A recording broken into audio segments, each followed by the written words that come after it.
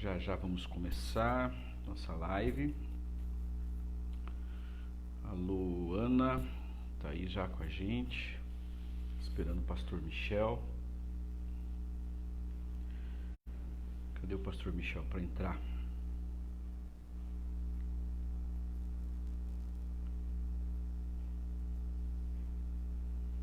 Vamos ver aqui.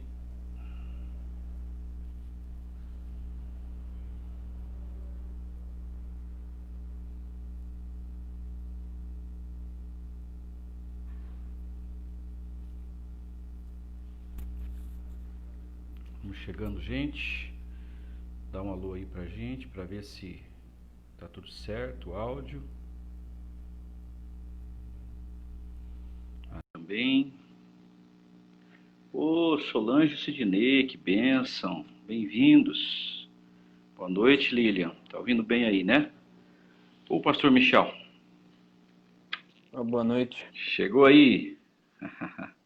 Cheguei. Legal, legal. Vamos esperar o pessoal ir chegando. Muito boa noite, graça e paz a todos que estão conosco, aqueles que vão chegar depois, os que vão assistir depois. Nós, todas as terças, temos um momento de meditação, de debate, de conversa, como você quiser denominar aí. E nós temos o tema, né? Falando de graça. Na verdade, a gente está fazendo essa análise de vários assuntos sob a perspectiva da justificação pela fé e não pelas obras. E para deixar bem claro, nós não dizemos que as obras não são importantes, porque nós somos criados para as boas obras. Mas a gente não parte das obras para a santidade, das obras para a salvação, mas ao contrário, porque nós somos salvos, porque fomos criados, recriados em Cristo, ou ressuscitados da morte espiritual, nós podemos então viver para as boas obras, não se tornando isso condicionante de nada. Pastor Márcio, Lemes Afonso também, o Nuno, um abraço para vocês, entraram aí. Pastor Márcio faz muito tempo que eu não vejo. A Isabel, a irmã Isabel aí que está reclusa, né, irmã Isabel? Muito bem-vinda. Obrigado pela presença de vocês aí. Bom, acho que dá para nós começarmos, né, pastor Michel? Hoje o nosso tema é a graça e os milagres. A graça e os milagres. O Mateus aí, teu irmão, meu filho, deu uma curtida aí. Então, gente, acompanha com a gente. Eu queria que vocês abrissem a Bíblia, se você tiver aí, em Gálatas 3:2. A carta de Paulo aos Gálatas, capítulo 3, verso 2. Boa noite, Nuno. Eu vou ler conforme a minha versão aqui, pastor Michel. E aí a gente vai dar o encaminhamento na nossa transmissão, na nossa discussão, nossa meditação. Pastor Márcio, grande abraço. Tá frio aí, pastor Márcio? Como é que tá essa Curitiba? Esse frio maravilhoso que eu gosto demais.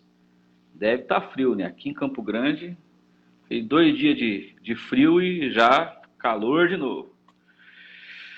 Então, Gálatas 3:2 diz assim: gostaria de saber apenas uma coisa.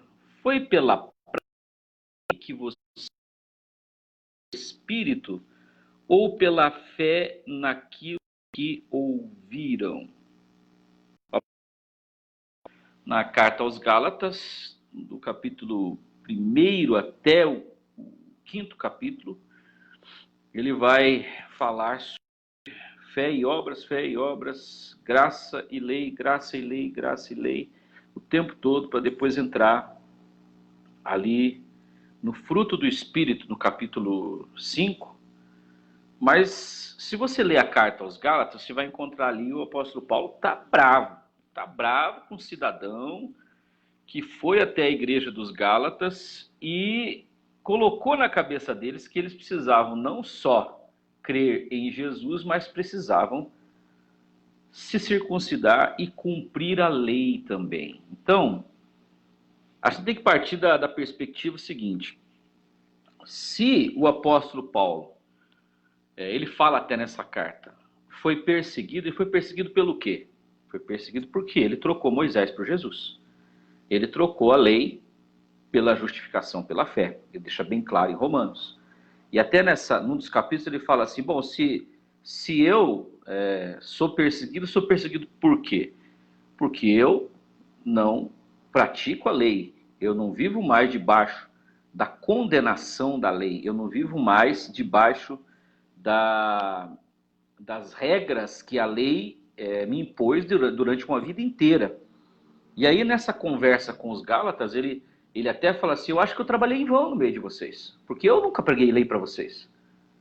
Eu nunca falei de lei, eu nunca disse que vocês tinham que se tornar judeus, que vocês tinham que se circuncidar, praticar, né, a lei de Moisés, não só os 10 mandamentos, mas os outros 603 mandamentos que eles tinham, e todas as festas e dias e todas as coisas ligadas aos rituais judaicos. Então a gente sempre fala o seguinte, né, que normalmente as igrejas evangélicas, elas falam que nós não precisamos cumprir a lei cerimonial, que seria do sacrifício de animais, tudo que é relacionado ao cerimonial do templo, do tabernáculo, etc.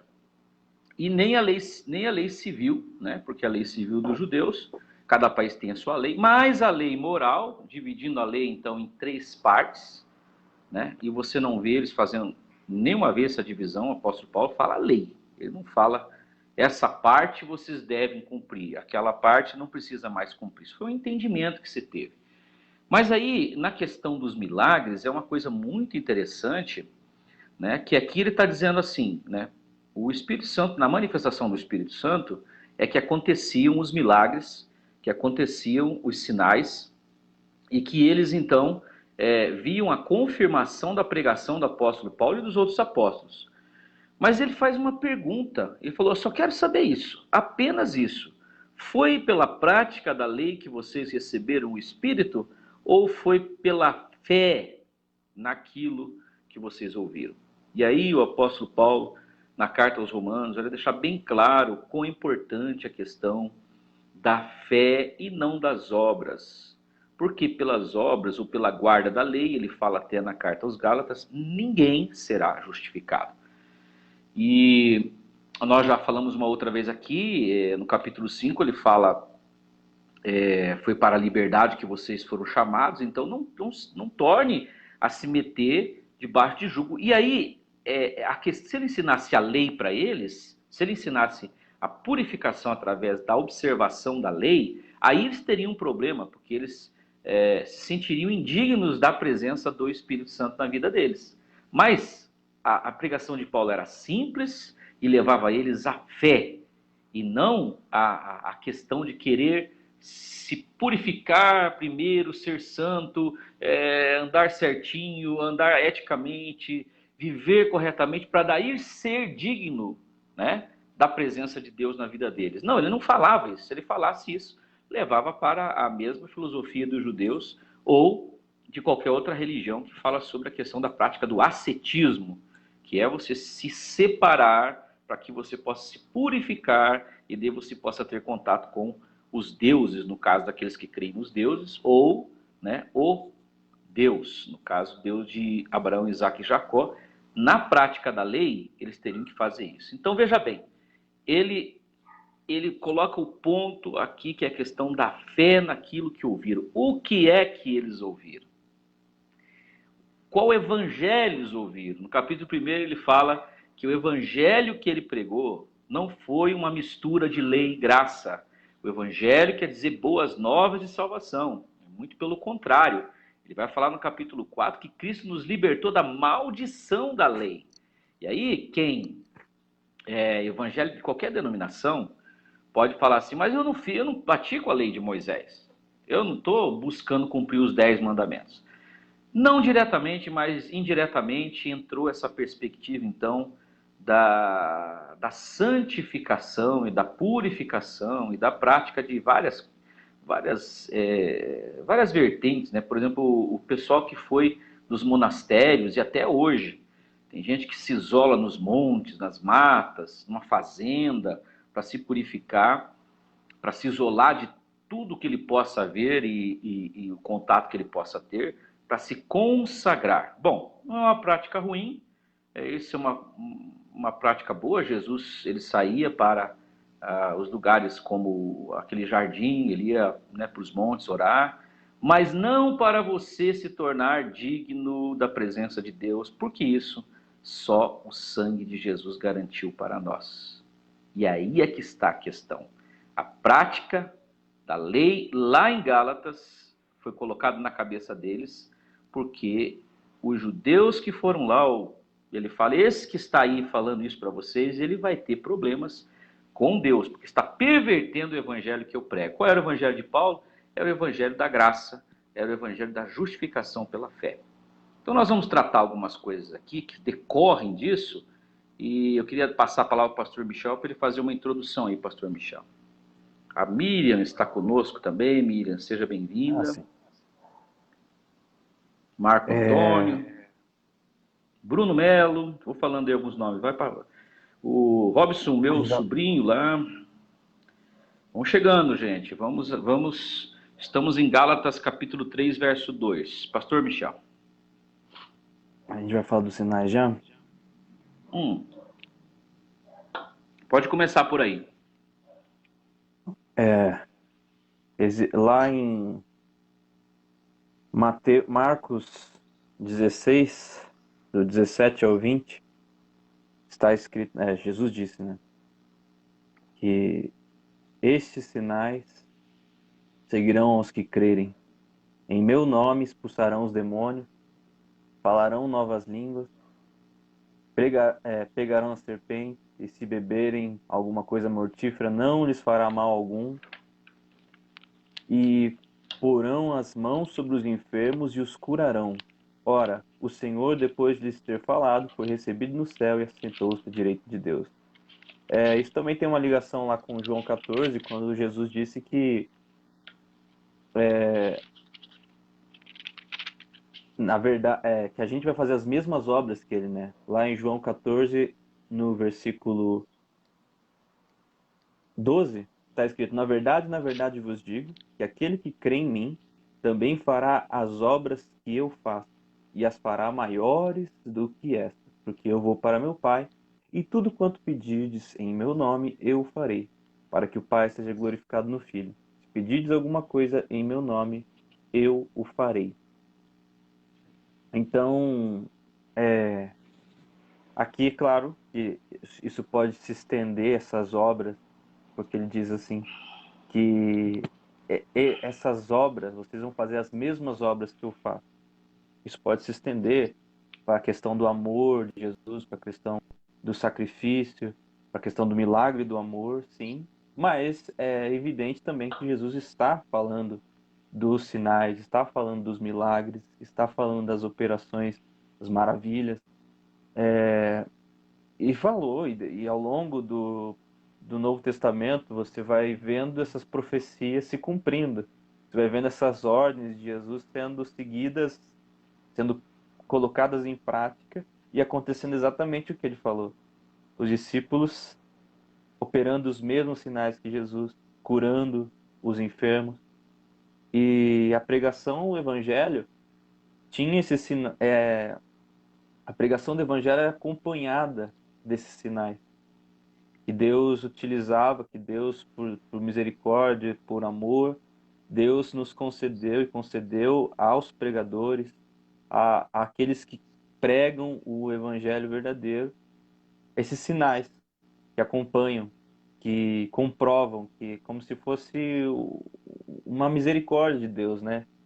Mostrando que é Ele que está agindo, que aquela palavra vem da parte dele. Jesus disse isso em João 14, né? Se vocês não creem por causa das coisas que eu falo, creiam pelo menos por causa das obras, porque eu as realizo por Deus, né? Pelo Pai. Porque eles chamavam ele de que ele estava possuído por Belial, né? Você veja que blasfêmia. Os fariseus ficavam especulando, porque milagres, né? Não era algo comum, nunca foi, também não era naquela época. Então Jesus chegava expulsando os demônios, os fariseus tinham os rituais deles, eles tentavam, eles tinham escritos e manuais de como expulsar um espírito maligno, mas eles sabiam que não funcionava. Eles tentavam e não conseguiam. Eram rituais e rituais de purificação e que no final das contas não tinha poder nenhum. Aí eles jogavam e atribuíam a culpa para o pecado da pessoa. Não, essa pessoa está em tanto pecado que a gente não consegue expulsar esses espíritos malignos. Deus não expulsa os espíritos deles porque eles estão em muito pecado, eles merecem isso. Aí de repente chega esse rabino, Jesus, esse nazareno, e começa a expulsar os demônios. Começa a fazer aquilo que eles diziam que era impossível. E ainda por cima um jovem, né, de 30 anos. 30 anos.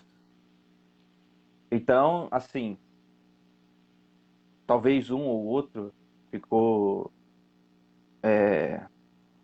algum ou outro fariseu, que não está narrado na Bíblia, pode ter se convertido e tal. Mas você vê no texto que a mentalidade da lei, você vê ao longo do evangelho, dos 4 evangelhos, que os fariseus estavam o tempo todo sabotando Jesus, porque no fundo eles invejavam aquilo que Jesus estava fazendo e eles sabiam que estava acontecendo um milagre, mas negavam o poder de Deus por inveja, porque ia contra a mentalidade da lei, ia contra o mérito deles. Para eles aceitarem Jesus, eles teriam que se diminuir, eles teriam que aceitar que eles estavam errados. E eles preferiam rejeitar o poder de Deus. Que foi um dos momentos que, quando eles falaram que Jesus estava expulsando demônios pelo príncipe, né, de Belial, que Jesus falou, cuidado, né, todo pecado contra o Pai e o Filho será perdoado, mas pecado contra o Espírito Santo, que seria a rejeição consciente do Evangelho e atribuir ao Espírito Santo, atribuir a demônios o que o Espírito Santo estava fazendo, principalmente a pregação do Evangelho, que eles estavam rejeitando, né? Porque Jesus disse, se vocês não creem em mim por qualquer motivo, mas creiam pelo menos pelas obras, veja o que Deus está fazendo. E na verdade, Jesus cumpriu todas as profecias, e uma das profecias que foi dita em Isaías e depois Ezequiel, vários outros profetas, por exemplo, Isaías é que os cegos voltariam a enxergar, né? Que os presos seriam livres, Isaías 61, né? Trocar o pano de saco por alegria, ia dar duplicada honra para eles, e Jesus foi cumprindo as profecias e os evangelistas, eles denotam, né? Isso aconteceu para que se cumprisse o que foi dito pelo profeta tal, isso aconteceu para que se cumprisse o que foi dito pelo profeta tal. Então, eles estavam vendo os sinais acontecerem, só que eles não conseguiam fazer, por causa da inveja, da maldade, da falsidade, da hipocrisia deles, daquela purificação externa que eles faziam e cumpriam com zelo, né? A maioria deles, eles não quiseram abrir mão da autossantidade, né? Porque Jesus, quando fala em Lucas 16, ele fala, porque a lei e os profetas profetizaram até João. João já tinha morrido, ali acabou o ministério, né? Ou alguns chamam de dispensação, mas é um período onde, né, o Filho se manifestou, e é interessante que a ideia é essa, é o reino de Deus na terra. É a ação de Deus de partir para a conclusão do projeto, que era o projeto inicial, o projeto de trazer para o homem o resgate, a salvação e a comunhão e a intimidade do homem com Deus, né? E a lei levou eles até isso. Depois o apóstolo Paulo vai falar que eles foram conduzidos como... A lei foi um professor que ensinou para eles fazer a separação entre o santo e o profano, entre o puro e o imundo, mas a lei nunca deu a eles condição deles se purificarem, deles se santificarem. Eles precisavam do sacrifício. Então, o evangelho, ele vem com esses sinais. Jesus falou, como você disse, que eles iriam fazer sinais até maiores do que ele fez. Agora eu queria, no capítulo 16 de Marcos, que você leu, lá sobre os sinais, né? Especificamente Jesus falou alguns ali, mas ele começa dizendo: ide por todo mundo e pregai o evangelho a toda criatura. E o evangelho não é a lei de Moisés. E também não é a junção da lei e do evangelho, né? Não é, porque o evangelho, ele é boas novas de salvação, que apesar de vocês não merecerem, vocês, se quiserem, recebem a justificação plena, efetiva e definitiva sobre vocês, que é o dom da justiça que Paulo fala. A gente está citando esses versículos várias vezes. Agora, o evangelho que ele fala que seria pregado, esse evangelho é referendado com sinais, com prodígios e com maravilhas. Como você falou, os discípulos, quando ali começaram o ministério, e isso já vamos entrar no ponto 2, que é o enchimento do Espírito, que foi profetizado em Joel capítulo 2, e em Atos capítulo 2 fala sobre a descida do Espírito Santo, que é a inauguração, então, do ministério dos apóstolos, porque Jesus, ele funda a igreja, o Espírito Santo, ele inaugura com o enchimento. Agora, houve uma palavra anterior de Jesus para eles: fique em Jerusalém, até que do alto vocês sejam revestidos de poder. E daí ele fala: ser-me-ão testemunhas, ser-me-ão martiria em grego, ser-me-ão mártires, vocês vão ser testemunhas, e inclusive pagaram com a vida, porque eles vieram contrariando todo um sistema. E a coisa mais terrível que aconteceu, né, na conversão de Saulo para Paulo, quando ele então começa a pregar o evangelho, ele fala em Gálatas lá: olha, ele só dizia o seguinte: aquele que nos perseguia agora está pregando o evangelho. Então, o cara que era zeloso pela lei de Moisés, que também não aceitava esse negócio dessa ruptura com a lei e passar a ser justificado pela fé, ele agora está pregando o evangelho. E Paulo fez vários milagres. Então, o nosso tema é a graça e os milagres. E a graça, então, que é a pregação do evangelho, porque João 17 fala: a lei foi dada por Moisés, mas a graça e a verdade vieram por Jesus Cristo. Graça e verdade é uma coisa só.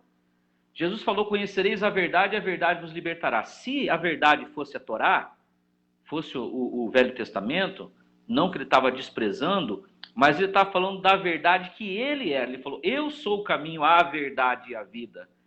Tudo que vocês ouviram de Moisés encaminhava para mim. Eu sou, então, o culminar daquilo que toda a lei e os profetas profetizaram.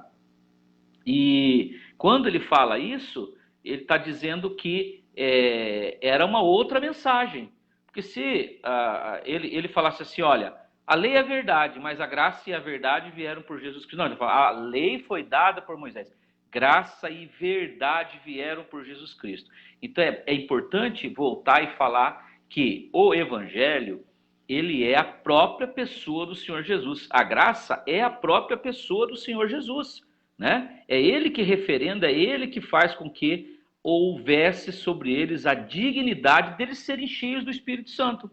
Porque Jesus, na grande festa, ele se levantou e ele falou: aquele que tem sede, vem a mim e beba, que rios de águas vivas fluirão do seu interior. Diz que é da barriga, do ventre, sairia águas vivas. Naquele ritual que eles faziam lá, de purificação, né? Jesus, quando fala isso, depois o evangelista explica: ele estava falando isso com relação ao enchimento do Espírito Santo que eles iriam receber depois. Depois do quê? Depois da apresentação do sangue da aliança, quando Cristo morre e absorve nele. É importante, você que está nos ouvindo, você entender: Cristo absorveu todo o nosso pecado, todas as maldições, toda a culpa, de uma vez por todas. O pecado morreu no corpo de Jesus.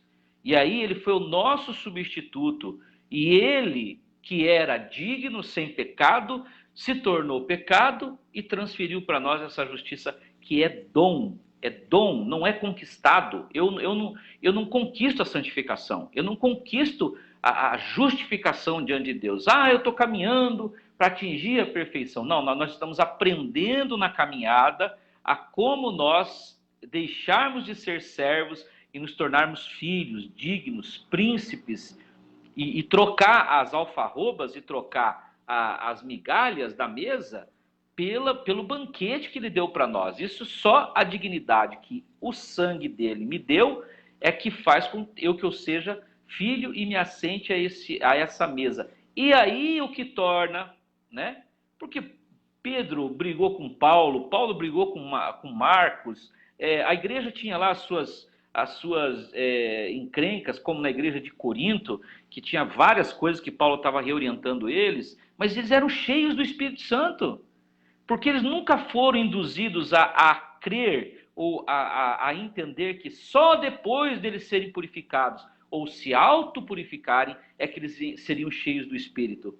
A unção, a presença do Espírito, ela era tremenda na vida deles, porque isso não foi colocado na cabeça deles. O que foi colocado é que eles recebem o Espírito Santo pela fé na pregação. E é isso que ele fala em Gálatas 3:2. Foi pela prática da lei que vocês receberam o Espírito? Não. Ou foi pela fé naquilo que ouviram?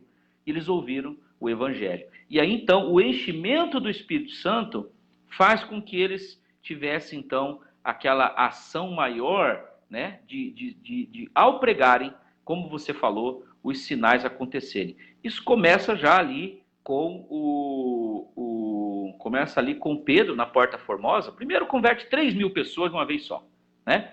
E eles eram galileus indoutos e de repente pela ação do Espírito Santo, pela confirmação do batismo com o Espírito Santo ali, o enchimento do Espírito Santo, né? E eles orando em línguas, né? Foi o sinal que aconteceu ali, idiomas, né? De outras nações, e também depois ele vai falar em Coríntios que é a língua dos anjos, ou você está edificando a si mesmo, construindo o templo que é o teu corpo.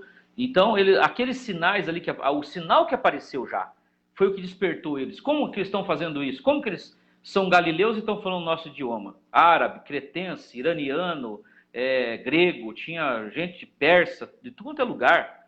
E eles estavam ouvindo eles falar das maravilhas do Senhor no seu próprio idioma. Foi um sinal, o sinal começou ali. Aí o coxo na Porta Formosa, ele fala, não tenho ouro nem prata, mas o que eu tenho eu te dou. Em nome de Jesus Cristo de Nazaré, levanta e anda. O cara levantou, saltou e entrou no templo já adorando. Os milagres, eles seguiram, era o tempo todo acontecendo. Os lenços deles saravam as pessoas, lenços do suor deles, a sombra deles curava.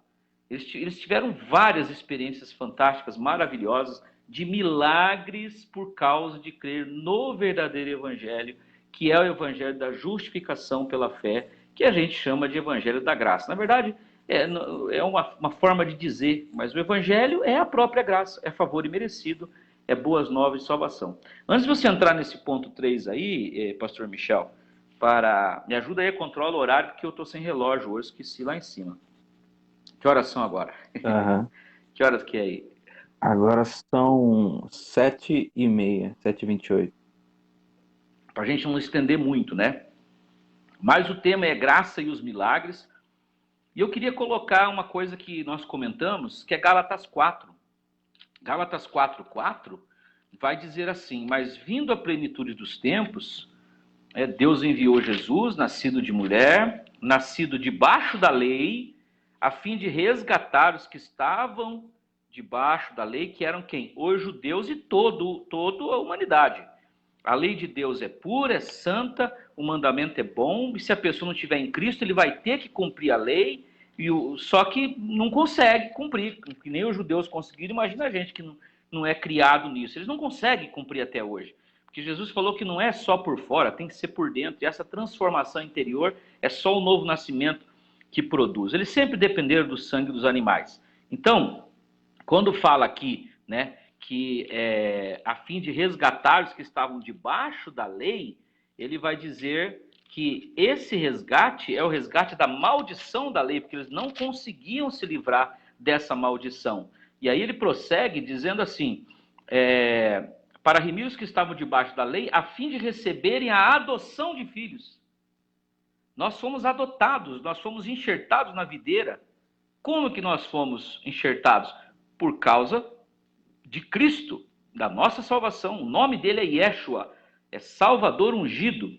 E o 6, e porque sois filhos, enviou os nossos corações o Espírito de seu Filho, que clama Abba Pai, que é paizinho querido. E o 7 diz assim que já não és mais servo, porque as religiões que levam a gente a cumprir regras, mandamentos, ditames, aqueles regulamentos de igreja, né, como se isso fosse a condição para a salvação, né, e não observação de conselhos, de como você procurar ter uma vida mais ética, mais correta, mas que fica como condição, né, para ser cheio do Espírito ou para herdar a salvação. Esse é o servo. Agora que fala, assim que já não és mais servo, mas filho, e se és filho, és também herdeiro de Deus por Cristo, herdeiro de todas as coisas, herdeiro dessa capacidade que ele falou que nós teríamos de fazer milagres. Os milagres têm desaparecido,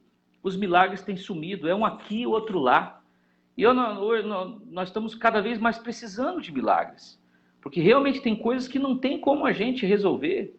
Não adianta só o conselho, não adianta só o curso, né, de casais, de como criar filhos, de finanças, de coach, o que quer que seja. A gente precisa de milagres em muitas coisas, mas só que a minha impressão é que os milagres estão se tornando cada vez mais escassos, porque as pessoas estão cada vez mais se sentindo culpadas, né, e desistentes, porque pensam assim, eu não consigo cumprir isso aí, quando na verdade a dignidade que vem sobre nós é a desse filho que nos resgatou de tudo isso. Você entra aí na parábola então para nós, Michel, para falar esse ponto. Antes de eu entrar na parábola, quero falar sobre esse fato, né, sobre os milagres, que muitas vezes é um tema que a gente ou ignora, ou as pessoas interpretam de um jeito, outros interpretam de outro. Aí tem os tradicionais que creem um pouco menos, os pentecostais que creem um pouco mais, e fica uma dúvida na cabeça das pessoas, né? Mas será, né? Por que não acontece? E se acontece, o que faz acontecer? Por que é tão raro? Sim. Esse tema dos milagres, né, é um tema até muito... Ele está sendo explorado por pastores picaretos. Não podemos julgar quem são esses pastores, mas a gente sabe que eles estão aí aos montes.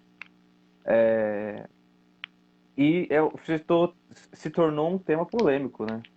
A gente fica pensando, né? Mas será que a gente tem ainda a possibilidade de realizar esses milagres? Será que já acabou? E muitas vezes vem no nosso coração, quando nós vemos que os milagres acontecem com pessoas que não somos nós, com outras pessoas,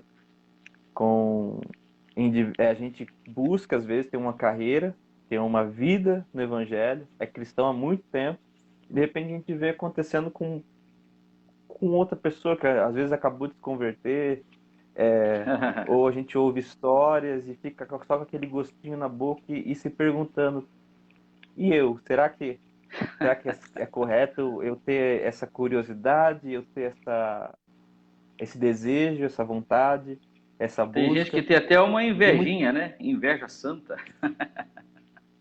é uma inveja.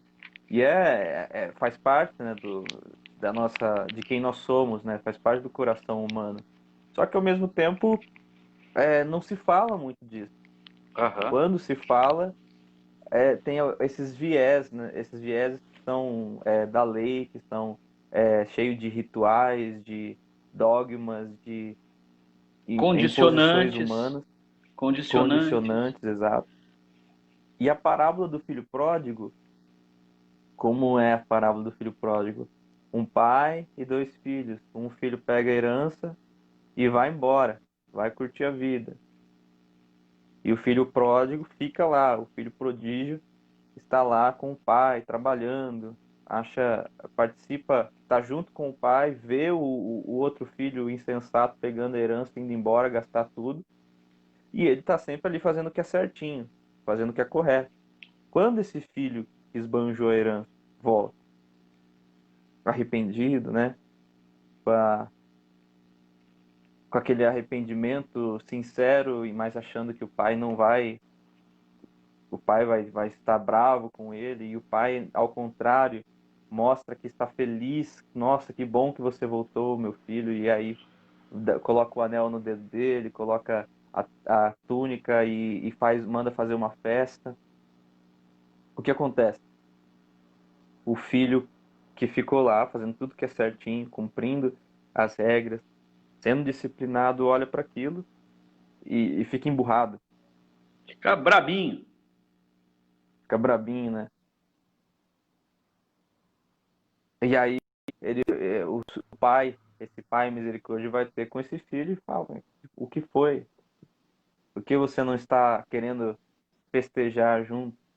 E aí o filho reclama: mas eu estou há tanto tempo aqui com você, fazendo tudo que é certo, e você nunca mandou matar um cordeiro para festejar comigo, para celebrar Não, ele comigo, fala, você nesse nunca me sentido. deu. Sim, você nunca me deu. Essa é o termo que ele usa, a frase que ele usa, né?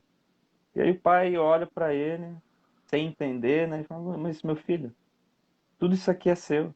Tudo que é meu é seu. É,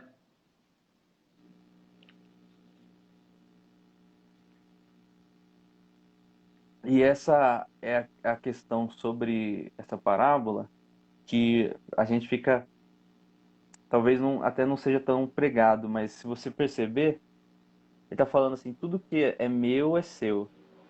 Tudo que é meu é seu. Você pode usufruir disso.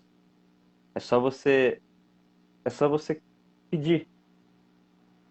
Só que o filho pródigo, esse filho que está cumprindo a lei, que está querendo ter o mérito e fazendo tudo certo e fica indignado com a misericórdia do pai, ele também se sente indigno de usufruir dos bens que pertencem a ele. Ele se sente indigno e por isso ele não usufrui. Por isso ele não vai até o pai, por isso ele não pede para o pai, por isso ele não vai lá e faz a festa que ele quer fazer, não festeja do jeito que ele quer festejar. E isso está muito interligado com o nosso tema que a gente está falando sobre os milagres, né? Por que que a gente não consegue vivenciar esses milagres? Por que que a gente não consegue vivenciar esse poder de Deus? Receber, ter essa ousadia e experimentar esse poder, esse sobrenatural verdadeiro, que a gente não pede, porque a gente não acha que a gente pode.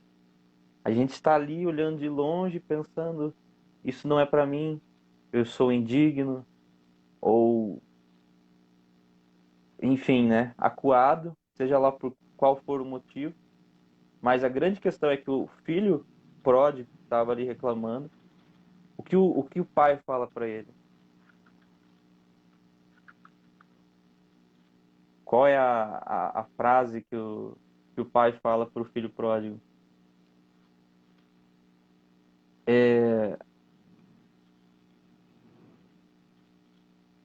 eis que, aqui ó, filho, tu sempre as minhas coisas,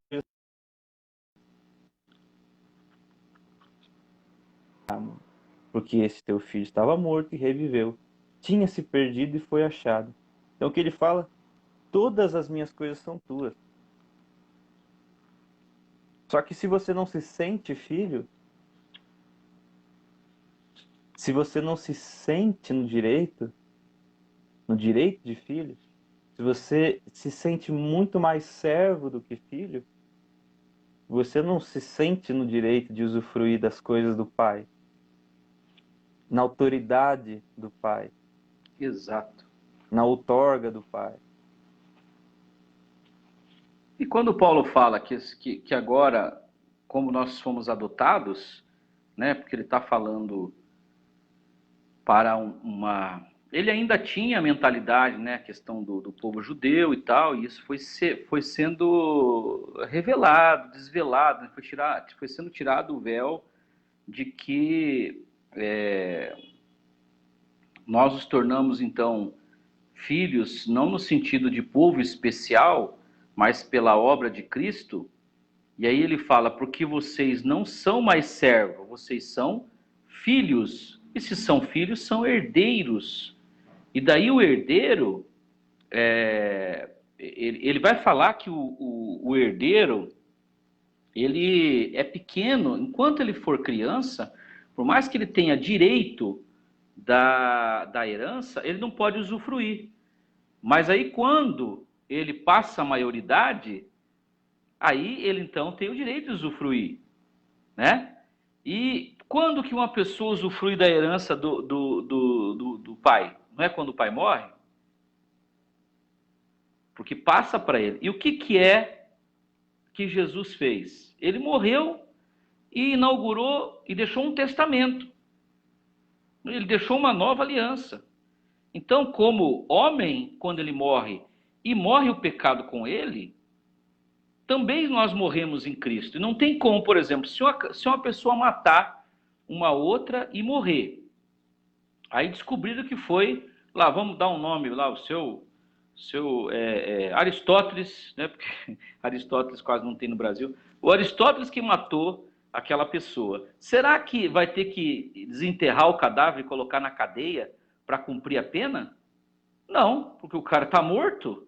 Então, quando Paulo fala que nós já morremos em Cristo, a nossa pena, a culpa sobre nós, ela morreu com ele. E aí, então, nós temos o direito de ser filhos, e porque somos filhos, nós somos herdeiros, e Jesus estava falando para os fariseus nessa parábola, né? Que eles eram os filhos que não usufruíam o que Deus tinha, porque eles estavam na justiça deles. Eles queriam reconhecimento, eles queriam autojustificação. E aí, Jesus veio mudando o esquema e comendo com pecadores e andando com pobres e pessoas que eram párias da sociedade, rejeitados, tipo assim, os impuros.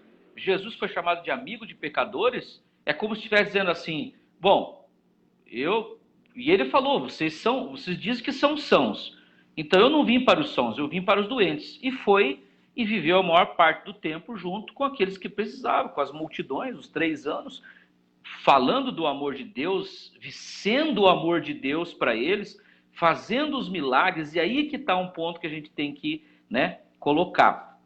Que os milagres que Jesus fazia não era para ele inaugurar a maior religião do mundo, que é o cristianismo. Era por misericórdia, ele tinha compaixão das multidões. E o Espírito Santo, na pregação do Evangelho, que é o maior presente que nós temos, que é a reconciliação com Deus, é por compaixão de nós. Jesus deixou a sua glória para estar com a gente, para nos resgatar, para nos levar de volta, né, a filiação. Porque Adão se separou de Deus, nós em Cristo nos reconciliamos. Mas essa foi a maior misericórdia. E daí, os sinais que ele fez, os prodígios, as maravilhas, os milagres fantásticos, e culminou com a ressurreição de Lázaro. E aí que os fariseus ficaram malucos, falaram, agora não tem jeito. Está aí, ó, todo mundo sabendo que ele ressuscitou um morto. A gente tem que matar esse cara, porque senão o nosso negócio acaba. A igreja deles ia falir. Era por inveja que eles mataram Jesus. Claro, já estava profetizado, mas eles não receberam. Eles não usufruíram. Veio para os seus e os seus não receberam. Mas todos quanto receberam, deu-lhes o poder de serem feitos filhos de Deus. E daí que ele disse, bom, daí vocês vão fazer os sinais que eu faço. Não é só milagres para nós, porque as pessoas buscam milagres para si, é um egoísmo tremendo. Vão na igreja para buscar prosperar financeiramente, para curar isso, para curar aquilo, para resolver esse problema, aquele outro problema, e daí fica todo mundo tentando buscar para si, né? E eu não posso ser milagre na vida do outro? Porque se ele dá esse poder para nós fazermos milagres, é por compaixão.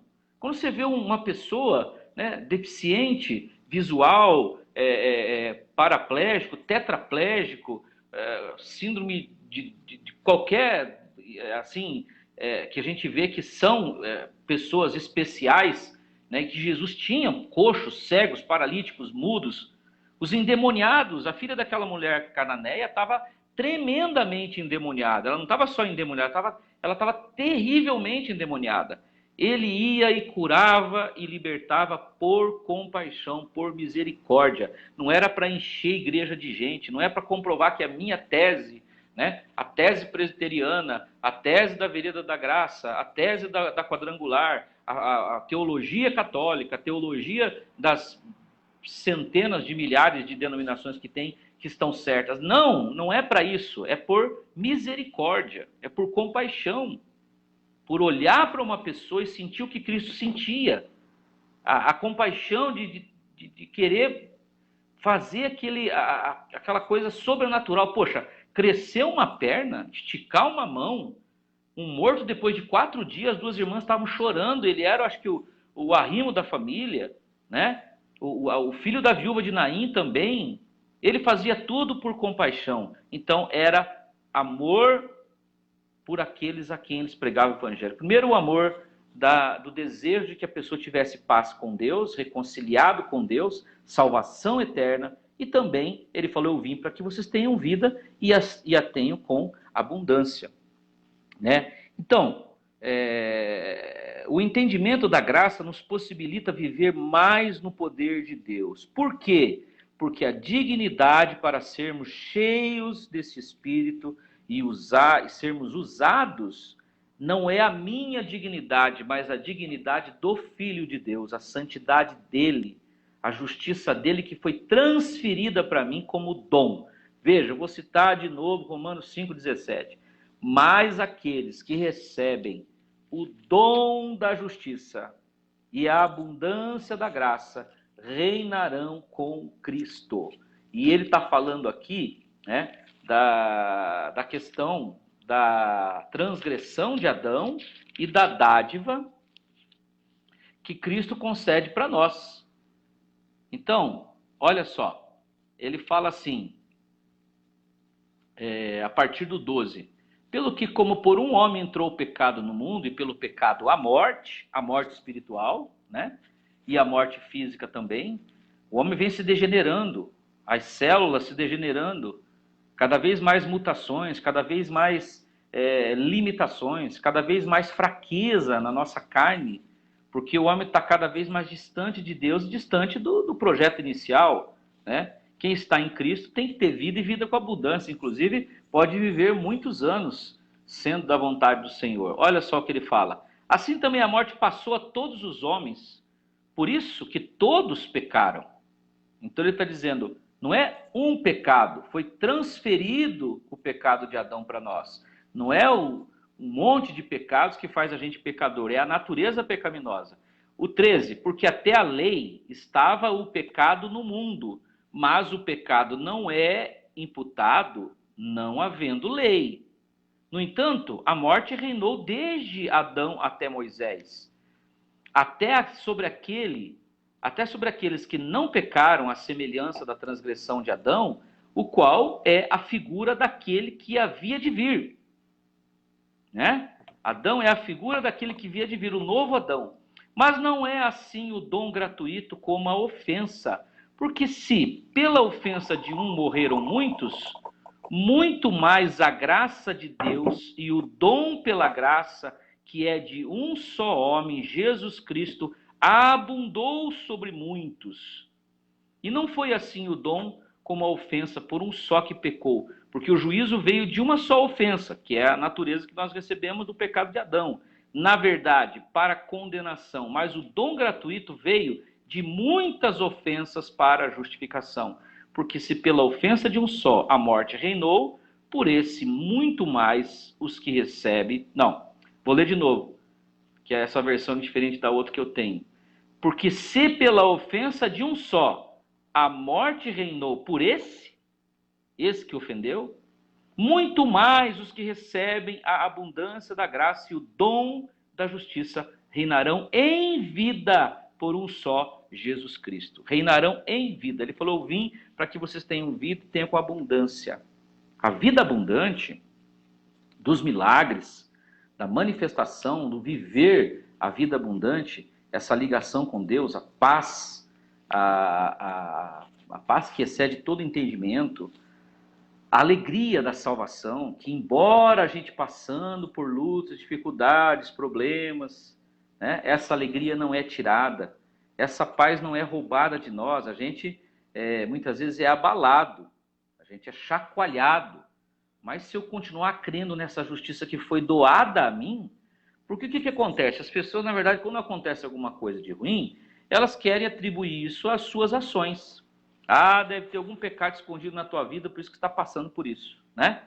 Você já passou por 2 divórcios porque você tem coisa escondida aí, né?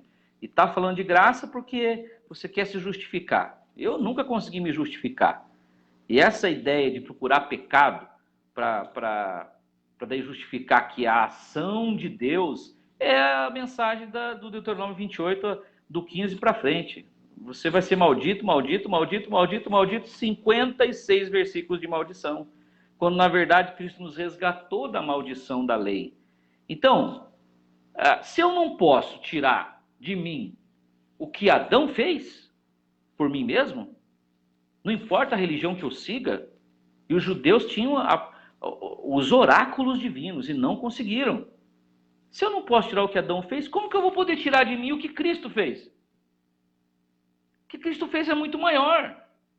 Eu recebi, então aí que está o segredo, eu recebi essa dignidade para que o Espírito Santo, em quem não tem malícia, não tem maldade, não tem mágoa, não tem ressentimento, não existe nele cobiça, não existe nele avareza, e todas as obras da carne, não, o que existe nele é todo o fruto decorrente do amor, para ele habitar em mim, que ainda sou vendido ao pecado, que ainda sou carne, não é pela minha dignidade, não é pelo tanto que eu jejuo, que eu oro, que eu busco, que eu clamo, que eu me santifico. Não que isso não seja importante, isso é uma consequência da minha dignidade como filho. E aí, se eu fizer isso por entendimento, é melhor do que por interesse.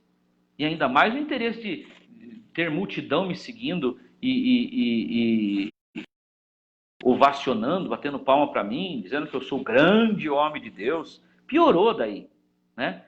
Mas não, essa santidade que ele me outorgou me faz ser digno da presença dele para fazer os sinais. E aí, muito mais fazer sinais pelos outros do que pela gente. Não é verdade? Abraão teve que orar lá pela aquele o rei, como é que é o nome dele? Abimeleque, porque as mulheres e o gado, tudo que ele tinha não estava procriando, certo? Aí Deus falou para Abimeleque, vai lá e fala para Abraão orar por você, que as mulheres vão sarar, teu gado vai sarar e vai se multiplicar. Agora, qual era o problema de Abraão até ali? Ele tinha filho por um acaso? Ele não podia orar pela Sara, para Sara engravidar? Ele creu na promessa. E ele era chamado de pai de multidões. Imagina, o cara não tinha um filho, nenhum filho.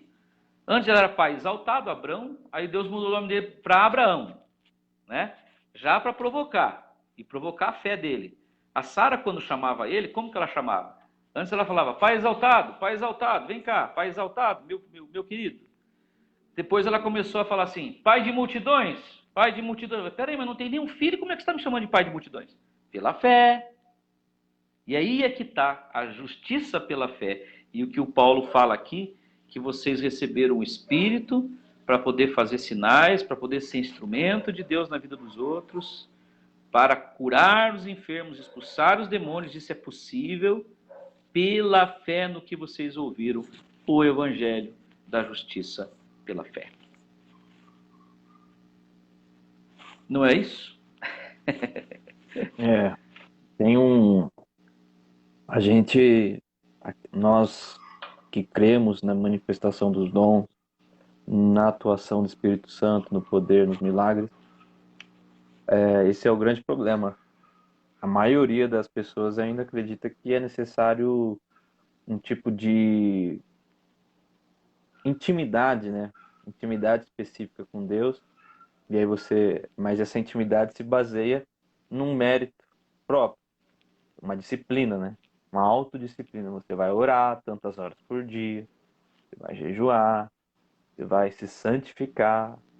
Tem até algumas igrejas que dizem para os casais se abster de relação um com o outro, 30 para que dias. eles fiquem mais para que eles fiquem mais santos, né, e É, recebam mais poder. Ou seja, está totalmente ligado com os nossos atos.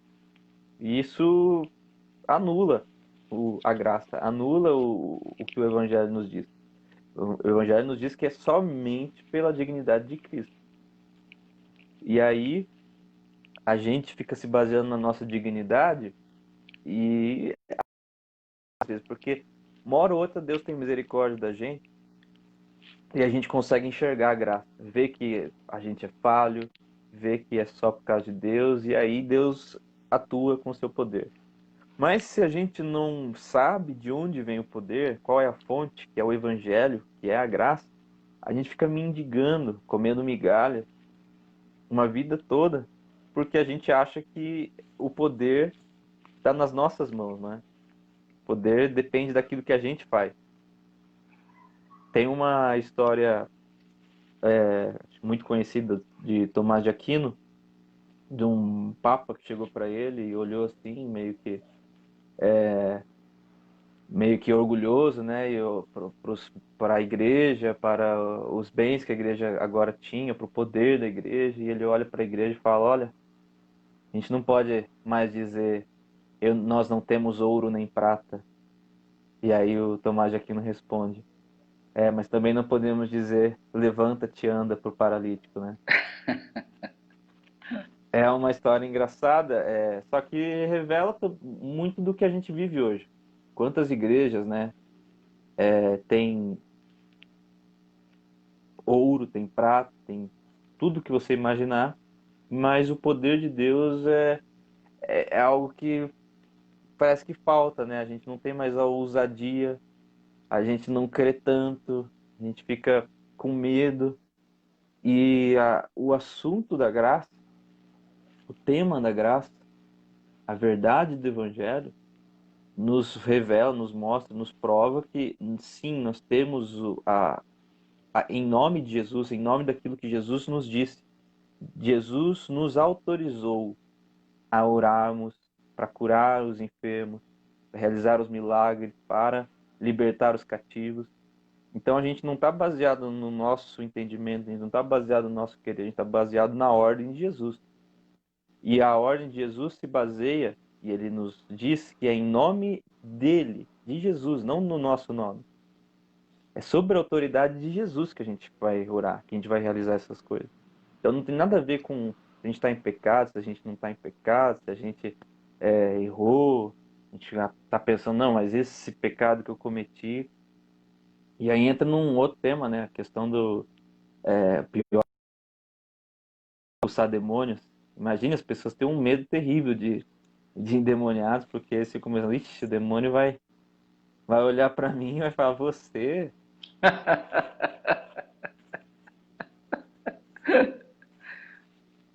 diz que tem uma igreja que, Mas, que é, mede a santidade dos obreiros por isso.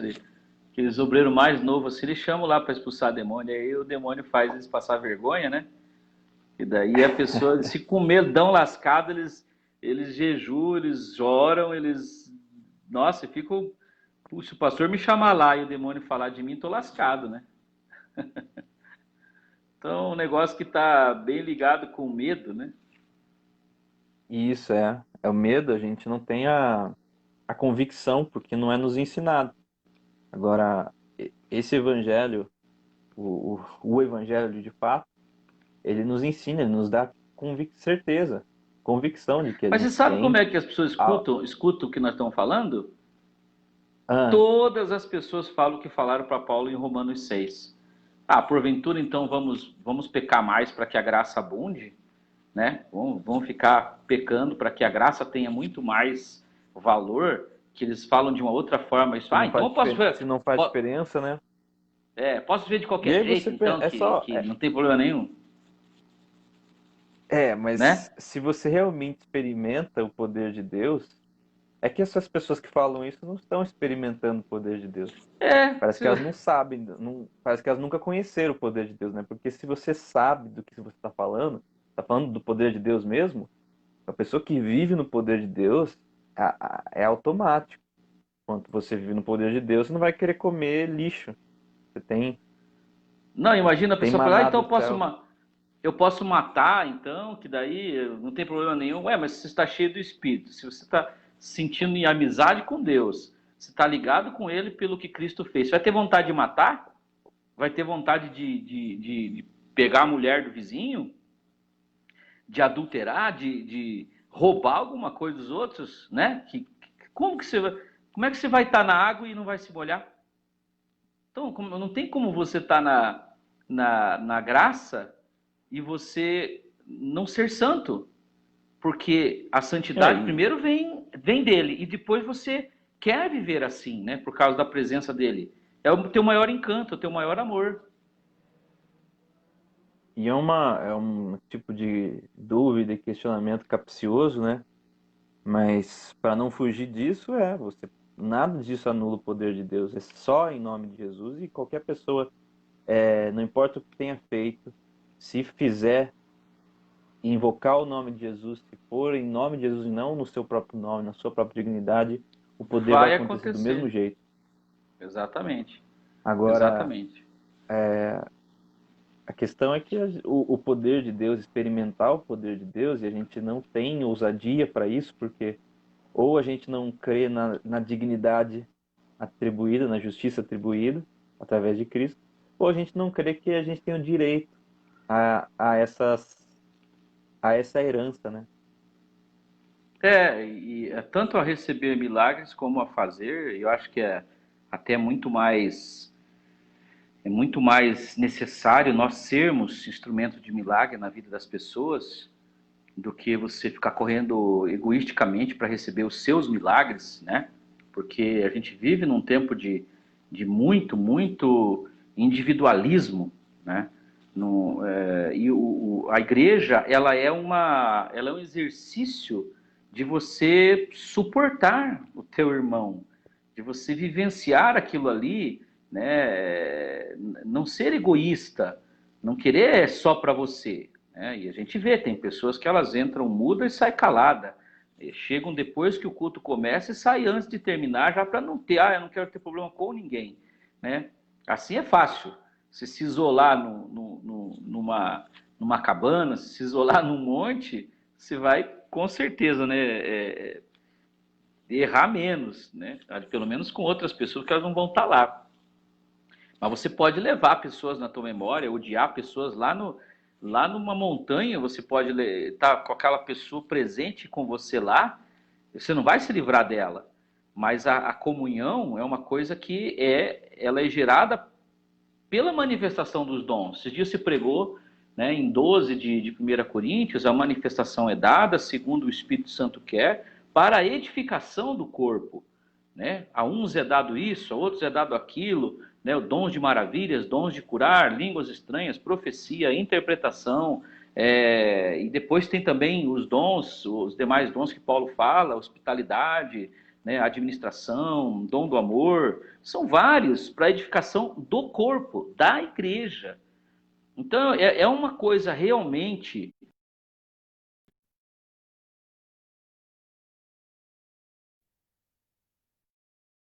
não julgando,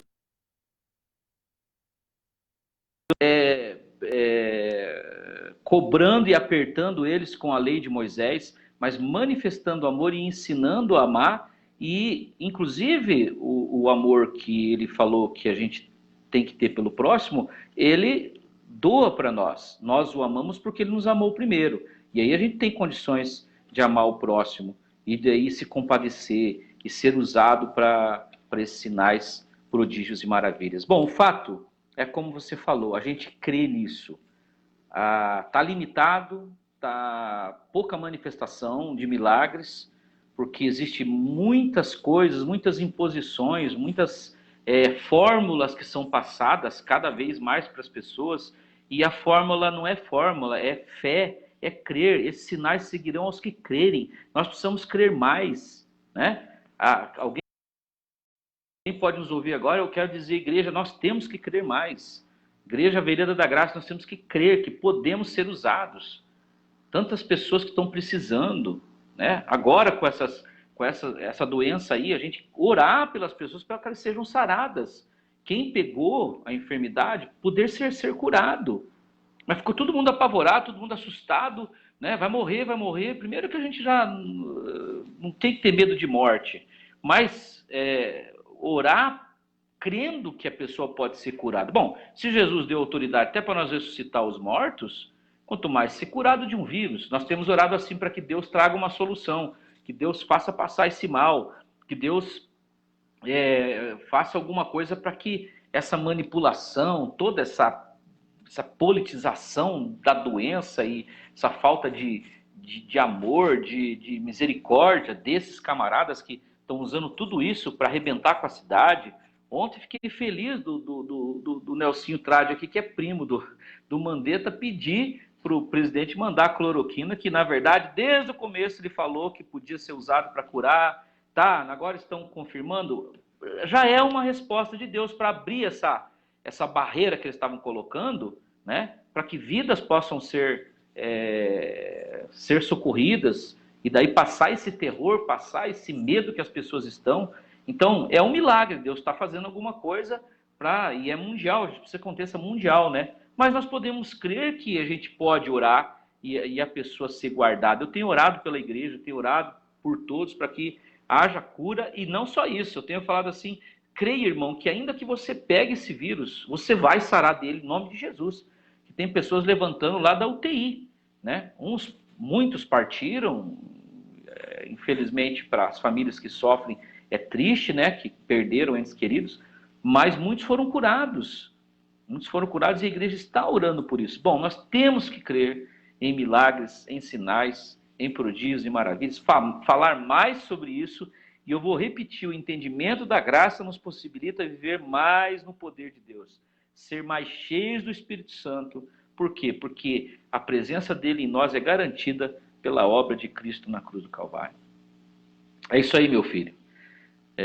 Já te dou oportunidade para você dizer um tchau aí, né, e fazer um encerramento também, mas a gente já agradeceu a presença de várias pessoas, quero falar umas outras aqui, o Geraldo Cavalcante, Graça e Paz, a Regina Cesário sempre está conosco, o pastor Eber, nosso amigo, a Marinete, lá em Rondônia, que estava ou esteve conosco, abraço para o Júlio, Ricardo Ferreira, Geraldo Cavalcante Pinheiro, a Eunice Pache, Vanderleia Fontes, pastor Hudson Nantes, que também é da Igreja Nova, que está ministrando sobre o Evangelho da Graça. Pastor Hudson, um abraço. Tânia Martins, minha prima, até fez uma observação aqui, tá lindão de barba, muito obrigado. Tem gente que não gosta, né? Márcia R. Nilza, não sei se ela está falando de mim ou de você. A Débora, nossa amiga, um abraço, um beijo para você. Lalaia, sempre está conosco, Geraldo Júnior, Rafael Tondinelli, teu primo aí, né? Marido da Vanessa, o Jorge Biratã Barbosa, o Valderli e o Joel Pisato, nosso amigo. O Valderli, presbítero da igreja, estamos com saudade de você, Valderli, apareça. O Valderli é quase do grupo de risco, por isso que ele está ficando em casa. O Joel Pisato, que é um amigo nosso de muito tempo, e talvez apareça pessoas para você que não aparecem para mim, né? Então, se também se quiser dar um alô especial aí, eu vou me despedindo e dizendo que nós estamos ali na 3 de maio, 17h98, com os nossos cultos nos domingos, né? Só domingo agora, 18h30 até as 20h15, mais ou menos, 20h30 no máximo. Louvor, palavra, adoração. Vamos crer mais no poder, na manifestação do poder de Deus e nos abrir para que aconteçam milagres, curas, né? E estamos lá com todos os cuidados que a gente tem que ter, distanciamento, máscara, álcool gel e muita fé para que a gente não pegue essa enfermidade, pelo menos não lá na igreja, né? Tem gente pegando em outro lugar, né? Ônibus, na rua, onde trabalha, mas se Deus quiser ninguém vai pegar na igreja, em nome de Jesus. Abraço a todos, abraço meu filho. Pode se despedir aí, quem sabe tem algumas pessoas que aparecem para você, não aparece para mim, dá um abraço aí.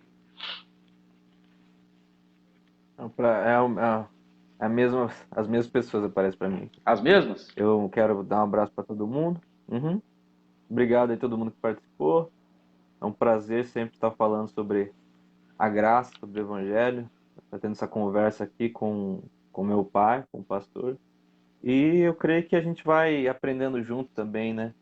Eu queria só encerrar lendo esse versículo, Mateus 9. Mateus 9, a partir do versículo 4, Certo. que é o paralítico de Cafarnaum. Mas Jesus, conhecendo-lhes os pensamentos, que eles não estavam acreditando no poder de Jesus, não estavam acreditando que Jesus estava fazendo aquilo pelo poder de Deus, ele disse assim, e ele tinha acabado de dizer para esse paralítico, os teus pecados estão perdoados. E aí ele diz, pois o que é mais fácil dizer, os teus pecados estão perdoados, ou levanta-te e anda? Entretanto, para que saibais que o Filho do Homem tem na terra autoridade para perdoar pecados, disse então ao paralítico, levanta-te, toma a tua maca e vai para tua casa. Amém. Tem essa frase, né, que eu não sei se, eu acho que eu vi o pastor Woodson compartilhando, não sei se é dele, mas que ele fala que a mesma unção que perdoa os pecados é a que permite que a gente diga para o paralítico, levanta-te e anda, né? Isso. Uma benção. Uma benção. Então, ficar com essa frase aí e me despedir de vocês. Um abraço a todos, fique com Deus. Até terça-feira que vem. Se a gente não fizer, a gente faz na outra, mas a gente avisa, né? Beijão, meu filho. Todos fiquem com Deus. Ótima semana de milagres na tua vida. Creia que Deus quer te usar em milagres. Vamos crer nisso cada vez mais, em nome de Jesus. Beijo a todos.